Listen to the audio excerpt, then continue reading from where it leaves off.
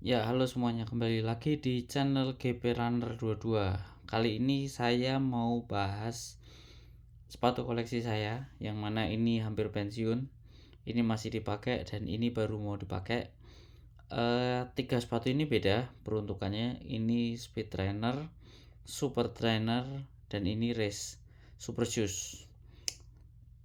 Ini untuk latihan speed seperti interval, tempo, threshold, untuk race 5K, 10K. Terus ini untuk threshold tempo juga sebenarnya sama.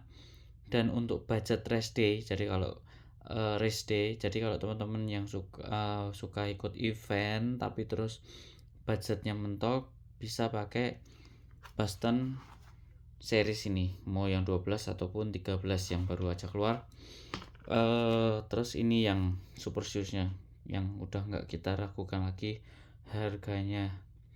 Ya, ini saya beli 2 juta, 2.300.000, ini 4 juta. Apa bedanya selain yang tadi saya sebutin ya, super speed trainer, kemudian super trainer, kemudian super shoes.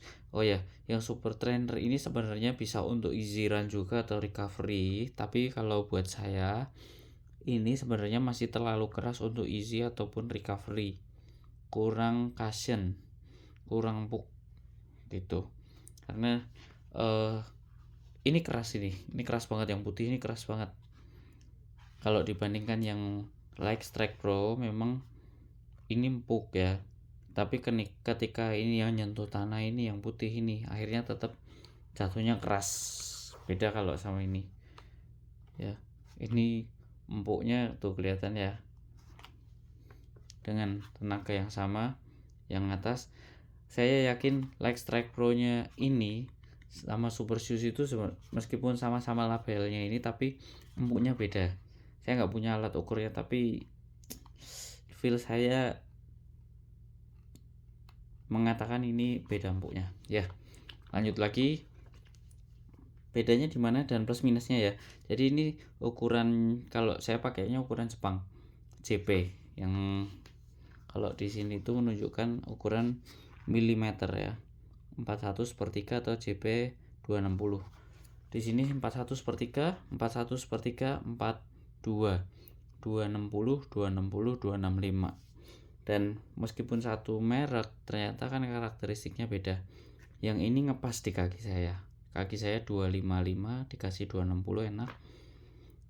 Ini dikasih 260, ternyata ini ruangnya longgar sekali ya. Jadi ketika dipakai long run itu kilometer 10, 12, 13 itu udah ngerasa nggak nyaman dia. Jadi kaki itu makin lama makin maju ke depan. Teman-teman kalau lihat review Boston 12 itu pasti bilang lama-lama longgar di sini ya. Kemudian yang ini saya upsize karena ternyata di upsize pun itu feelnya sama dengan ini, ngepas ya. Jadi selain tadi lagi, lanjut lagi, inti dari video ini sebenarnya adalah saya mau bahas tangnya. Ini namanya gazetted tang, gazetted. Jadi tangnya diikat sampai ke bawah. Ini buat saya nyaman, meskipun awal-awal bikin blister di bagian telapak kaki sini. Tuh kan kelihatan ya bekasnya ya, putih kan. Nah ini bergesekan sama telapak kaki, dan itu bikin blister di awal saja, tapi habis itu kaki kita juga menyesuaikan, sepatu kita menyesuaikan. Dan emang nggak lari-lari akhirnya. Kalau kita denger Evo SL itu kan lama-lama melorot ya, ini aman, dia nggak melorot selain dijaga sama ini. Terus ketika kita ngencangkan tali itu, ini kan yang akhirnya mengikat. Jadi bagian upper ini yang mengikat kaki, mengikat sepatu supaya nggak lepas gitu loh ya kan. Jadi ini nggak ada intervensi apa-apa gitu. Oke ya, jadi ini nyaman, ini nyaman ini. Nah ini kalau buat saya masih PR sebenarnya. Lihat ya, ini saya lubang udah saya sampai sini, saya pakai semua. Saya nggak pakai runner loop runner hanya meneruskan simpul ini sampai atas, dan lihat ini sampai 3 loh, 1 2 3, biasanya hanya 1 ini. Terus saya masih ngerasa kurang, saya masukkan lagi yang kedua, dan kedua ternyata masih kurang, akhirnya saya masukkan lagi, ini 3 ya, 3 dengan harapan ya lama-lama nggak turun. Ini lama-lama turun, dia turun begitu terus kalau dipakai lari ya. Ini menyakitkan. Kenapa menyakitkan? Ini nggak gaseted, tapi tali ini tuh nyangkutnya di sini teman-teman. Nah ini mana ya, nyangkutnya di sini. Jadi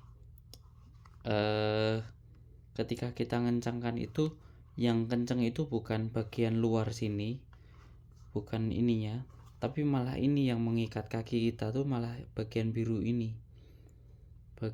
yang ngepres ya kan. Seiring berjalannya waktu kita pakai lari, presan tekanan dari biru ini mulai berkurang dan dia keluar menyebar ke sini, akhirnya dia lama-lama longgar.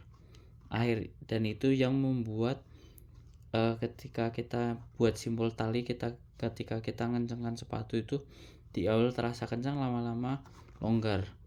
Karena awalnya itu kita ngencangkan bagian sini tapi sini longgar, akhirnya ini lari keluar ya.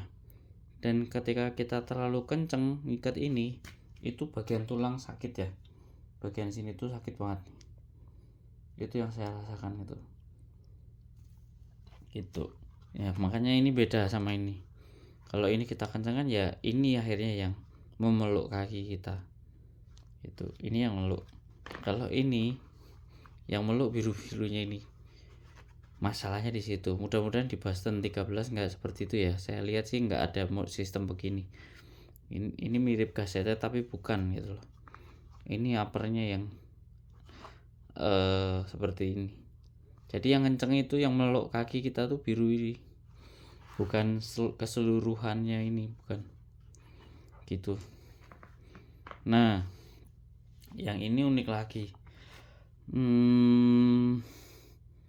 Mudah-mudahan sih nggak jadi isu ya, nggak ada masalah. Kalau saya lihat di thread di Instagram ataupun di Twitter, yang jadi isu kan ini ngeletek. Ya kalau menurut saya sih wajar. Ini kan bukan nggak nyerap ke kainnya ya dia ya, seperti di sablon gitu ya, sablon tempel ya. Kalau ini kan nyerap nih, dia menjadi bagian mengisi lubang-lubang ini.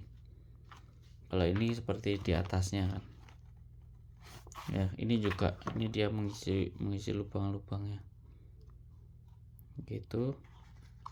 Nah ini bukan gazetted tapi dia dijahit, light lock, dia dijahit. Kalau teman-teman tahu Alpha Fly 3, ini kan nggak ada tangnya, dia langsung gitu loh.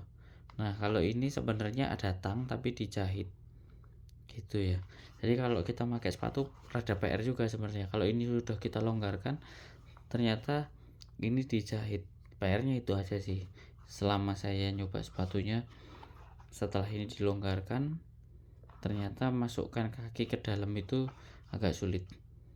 Tapi selama saya nyoba kemarin waktu di toko sih enak-enak aja ya. Mudah-mudahan nggak ada isu. Tapi nanti kalau ada isu tetap saya update di YouTube, baik short maupun video panjang seperti ini gitu.